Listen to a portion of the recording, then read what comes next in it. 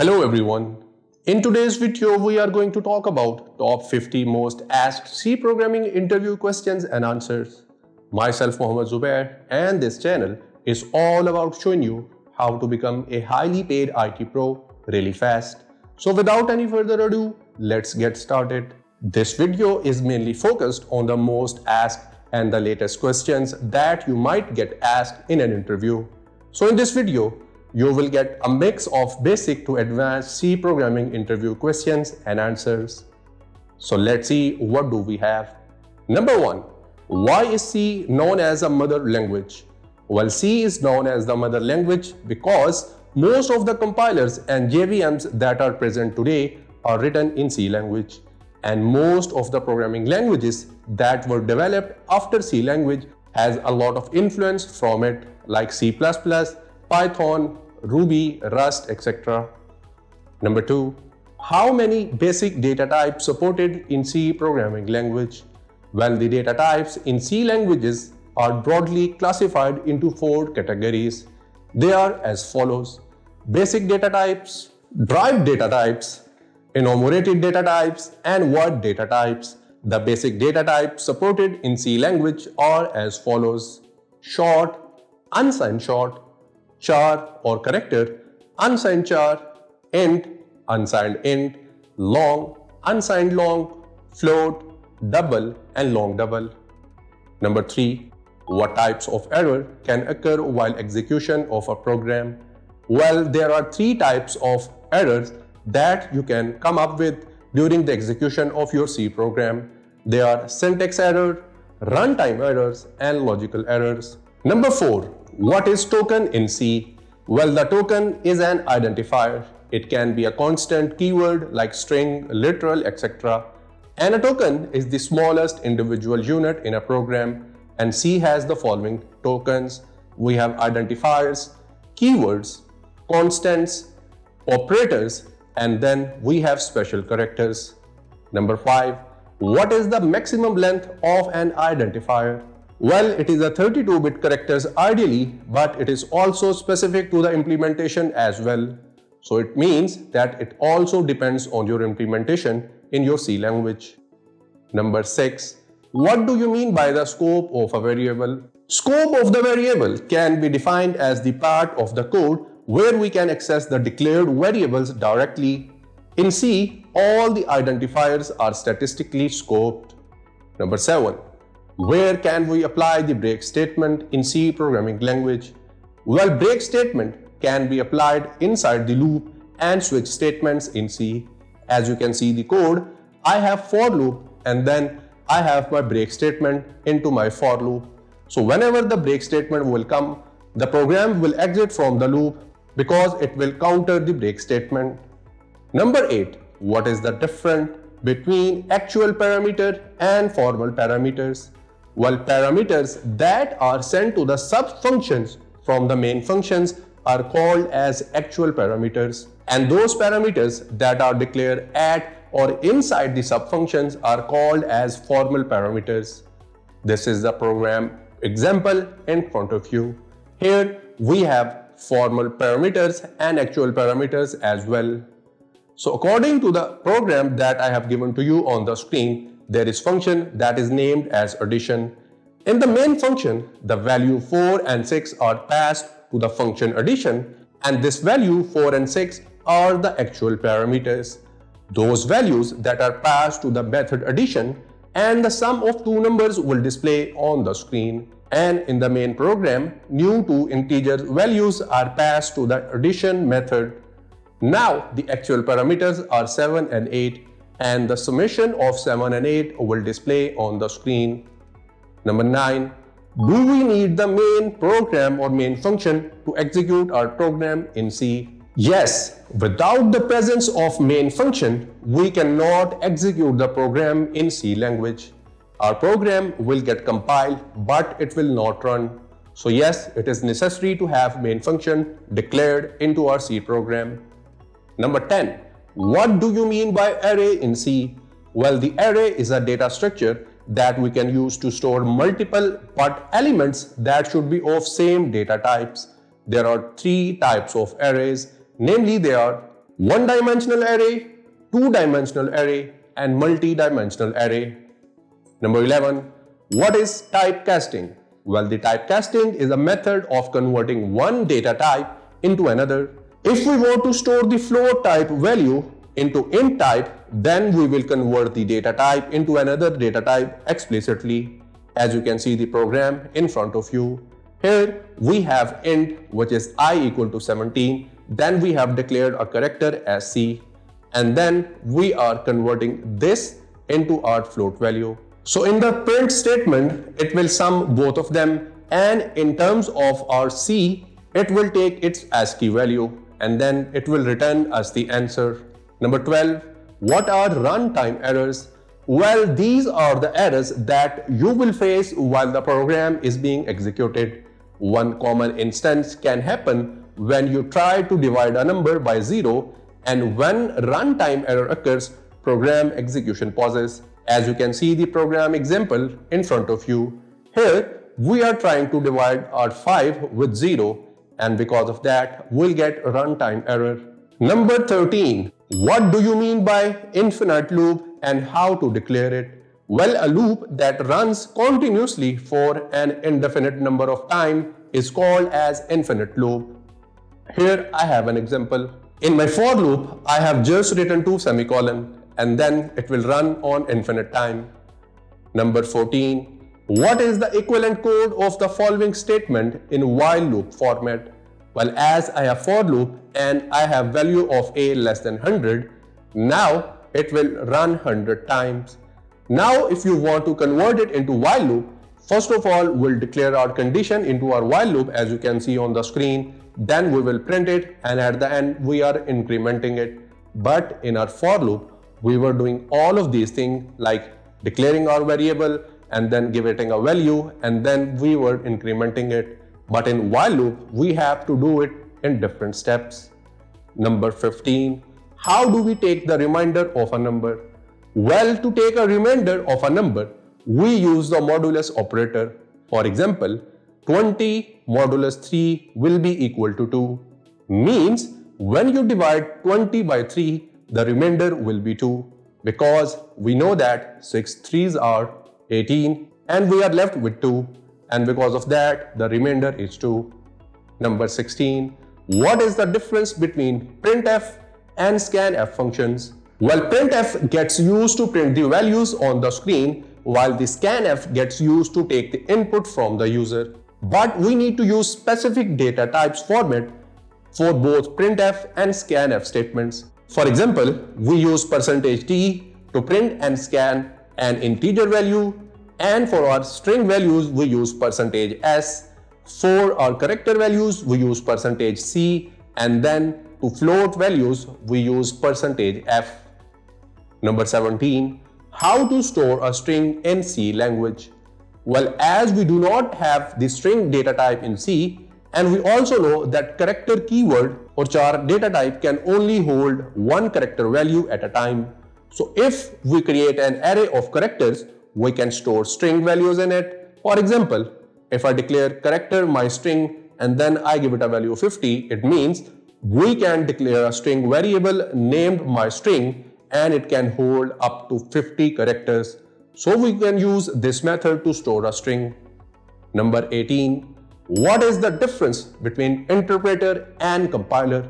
Well, we use the compiler in C language to translate the complete code into machine code, and on the other hand, interpreter is used in Java programming language and other high programming language. And it also compiles the code in line-by-line fashion, while the compiler translates it in one go.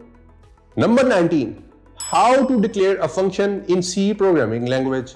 Well, the function can be declared as follows. First of all, we will declare the return type. For example, I am creating a function in which I want to return my integer values. That is why I will write here int, then I will declare name of the function. It can be anything. You can write it as addition, multiplication, or anything. Then we will write parameter list inside of our function, and after that the body of the function starts. Number 20. What do you mean by built-in functions in C? Well, built-in functions are those functions that already exist and they are developed to make the life of a developer easier. There are many built-in functions like scanf, printf, then we have string lower and many more. Number 21. What is the difference between global and static variables? Well, the main difference is in the scope. A global variable has a global scope and it is visible and accessible everywhere in the program. As you can see the program example, we have int my global variable equals 0. It means this is a global variable and it is accessible everywhere in our program. And then we have our main function, and in our main function we are accessing that variable. That is how global variable can be accessed from anywhere. But if you declare a variable inside your main program, it will only be accessible inside it. Number 22. What is a far pointer in C? Well, it is such a pointer that can access all the 16 segments of RAM. And a far pointer is a 32-bit pointer that obtains the information outside the memory in a given section. Like we have a program example for you. This explains that how far pointer works. Number 23. What do you mean by static memory allocation? In static memory allocation, memory is allocated to the variable at the compile time, and that memory cannot be increased while executing the program. It gets used in arrays, and the lifetime of a variable in static memory is equal to the lifetime of your program, and the static memory gets allocated using the static keyword. For example, here we have int a and then we have allocated the memory as 10. We cannot store more than 10 values in it. Number 24. What do you mean by dynamic memory allocation? So as we have seen the static memory allocation, now let's talk about it. In dynamic memory allocation, memory is allocated to the variable all at the runtime, and memory can be increased while execution of our program, and then it is used in the linked list. And the allocation or deallocation of your memory is also done at the execution time of a program, and no dynamic pointers are required to access the memory. For example, here we have int, then we have pointer as p, then we are using malloc function, and in that we are declaring size of int and we are giving it 10 values. So this is how you use your dynamic memories. Number 25. What do you mean by structure? Well, structure is a user-defined data type that allows us to store multiple data types in a single unit. It sums the memory of all the variables that you are going to declare. The structure members can only be accessed through structure variables. And here we have a program example in front of you. Here we have a structure variable named as S1.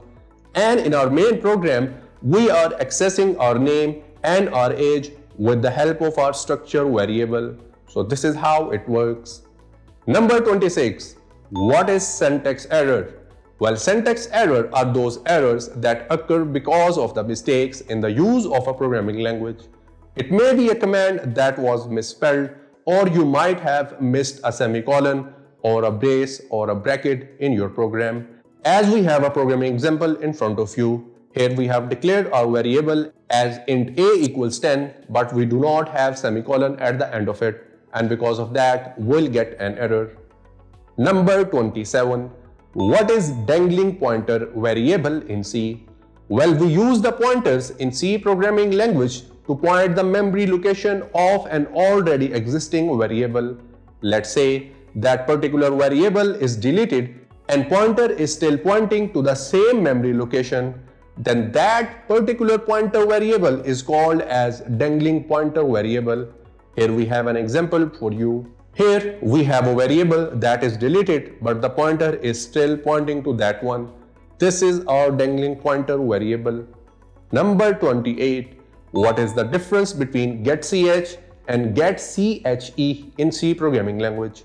Well, both of the functions are designed to read the characters from the keyboard, but getch reads characters from the keyboard, but it does not use any buffers. Because of that, data is not displayed on the screen. Getche reads character from the keyboard and it uses a buffer, and because of that, data gets displayed on the screen. As we have an example in front of you. Here we are using getch and we are also using getche. This is how they are different from each other. Number 29. How to convert lowercase words or characters into uppercase words or characters. Well, for that purpose, we use a function which is named as toUpper. So here we have an example for you. We are declaring a character variable with the name of C and we are assigning it a value of A. But in our print statement, we are giving it toUpper function and we are passing C into that one, and the output will be capital A now. So this is how upper function works. Number 30. How we can generate the random number in C? Well, for that we have a function called as rand, and code example is as follows. Here we have variables A and B, and then in our for loop we have assigned B equals to rand function, and when you will print this statement, it will print the values at random. But if you see in the for loop, here it says LT equals 10. It means now it will generate 10-digit random number. If you want only 1-digit random number, you can assign LT equals 1, or if you want to increase that value, you can increase it and you can have a random number as per your liking. Number 31. N++ or N+1, which one compiles faster? Well, you might have used both of these in your for loops or in any other way.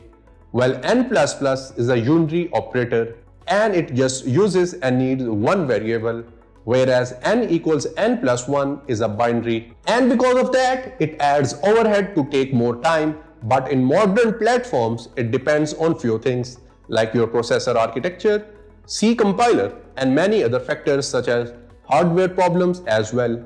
Number 32. What is a recursive function in C? Well, recursive function is such a function when a function calls itself, and this process is known as recursion. Here we have an example for you. Here we have our main function, but before that we are declaring int myFact, and in that we have int data type. And then we are calling that function inside our main function. As you can see, it says f equals myFact, and then after our main program, we are calling our main function. So this is how recursive function works. Number 33. What are the different types of decision control statements? Well, the control statements are used to execute, transfer the control of a program or code from one part of the program to another depending on the condition. As we have two basic types of control statements, we have if-else statement, and in our if-else statement we have normal if-else, else if, and nested if-else, and the second type is switch statements.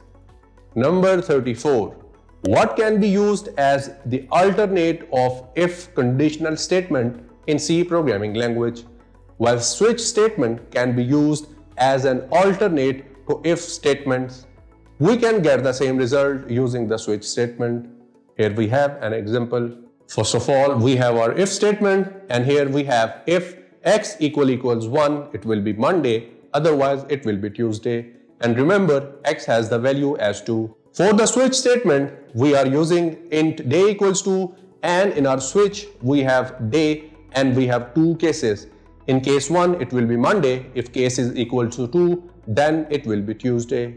So this is how you can use switch statement as an alternate to your if statement. Number 35. What do we mean by reserved words in C programming language?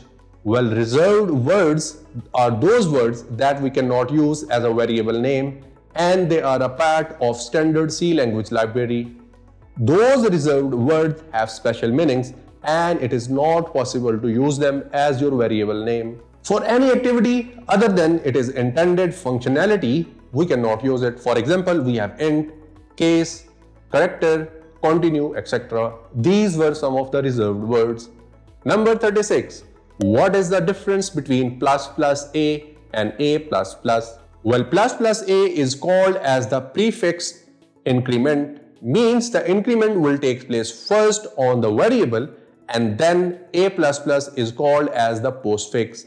It means it will increment after the declaration of variable used for the operations. We have an example for you. First we have int a equals 1, then a++, and now if you print this, it will print 2.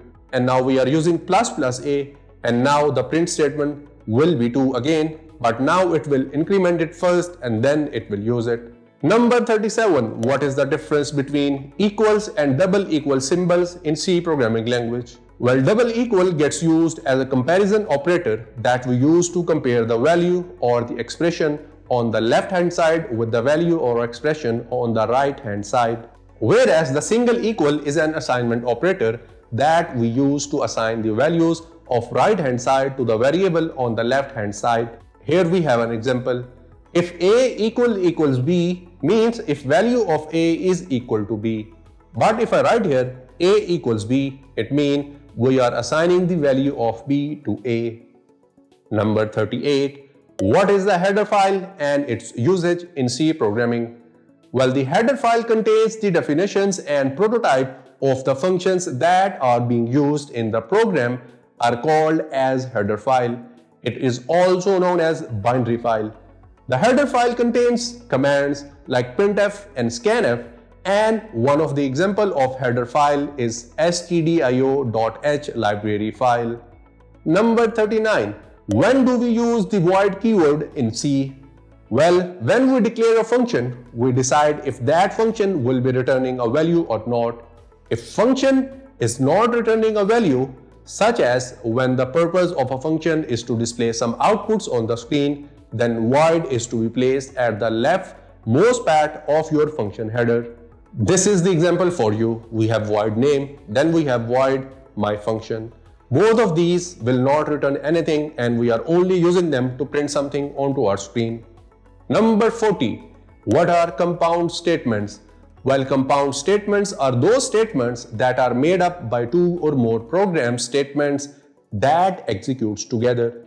This usually occurs when we handle the conditions, whereas a series of statements are executed when a true or false is evaluated. These compound statements can also be executed within a loop. Here we have an example for you. Here we have for loop and then we are using compound statement into it. Number 41. What do you mean by nested loop? Well, nested loop means a loop in which we have another loop and we use this loop for special purposes. Here we have an example for you. Here we have a for loop and inside our for loop we have another for loop. So this is how nested for loop works. And first the outer loop will get executed for one time and then the inner loop will get executed for 10 times, and after that the outer loop will again execute for one more time and then again the inner loop will execute 10 more times. So this is how both of these loops work. As you can see, in our outer loop we have I less than equals n and in our inner loop we have j less than equals 10. So whatever the number you will assign to n, it will get multiplied with 10 and these number of times your loops will iterate. Number 42. What is a sequential access file? Well, the program stores the data into files and retrieves the existing data from the files as well. With the help of sequential access file, data gets saved in a sequential pattern, and when we try to retrieve the data from such files, each data gets read one by one until the required information is found and it gets filtered. Number 43. What do you mean by FILO or first in last out? FILO means first in last out, as its name suggests. Well, a stack works like that where the element that is entered first gets out at the last time. So this is an example for you. The element that will enter first will be able to get out of it at last. Number 44. What do you mean by modifier in C? Well, modifier is a prefix for the basic data types that we use to indicate the modification for storage space allocation for a variable. Here we have an example for you. In a 32-bit processor, storage space for the int data type is 4. But when we use a modifier with it, the storage space changes as follows. If you use long int, the storage will be 8-bit, and if you use short int, the storage space will be 2-bit. Number 45. How many types of modifiers are available in C? Well, there are 5 modifiers that are available in the C programming language, and they are as follow: short, long, signed, unsigned, and we have long. Number 46. What is null pointer in C? Well, a null pointer is a pointer that does not point to any memory location. It only stores the base address of a segment. The null pointer basically stores the null value while the type of the pointer is void. Here we have an example for you. We have int pointer equals int pointer, then we have float pointer, and at the end we have character pointer. All of these are null pointer because they are only storing the base address and they are not pointing to anything. Number 47. What is the difference between while 0 and while 1? Well, while 0 means that a condition for the looping will always be false, means the code inside the while loop will not be executed. On the other hand, while 1 is an infinite loop, it will run continuously in your C program until coming across a break statement that is mentioned explicitly. Number 48. What are the differences between new and malloc function? Well, new, it is an operator. It returns a data type and the memory gets allocated with the default values through constructor. New can be overloaded and the allocation cannot be resized. Well, if we talk about the malloc, it is a function. It returns void pointer and memory is not initialized. The default value is garbage in it and it cannot be overloaded. And at the end, allocations can be resized using realloc function. Number 49. What are the linked list? A linked list is a data structure and it is composed of nodes that are connected with another one. In C programming, linked list can be created using pointers, and using linked list is one efficient way of utilizing your memory for storage. Number 50. What is FIFO? In C programming, we have a queue data structure, and in this structure, data storage and accessibility are done by using FIFO phenomena. FIFO stands for first in, first out, means the data that was stored first will be the one to be out first as well. It is just like you are moving into a queue. The first one that will enter the queue will also be the first one to exit from the queue as well. And this phenomena continues. So these were some of the 50 questions that you should be concerned about for your C programming interview. And I hope now that you must have loved all these questions. If that is the case, please leave a like, subscribe to our channel and press the bell icon. We'll get back to you with another exciting video. Till then, take care.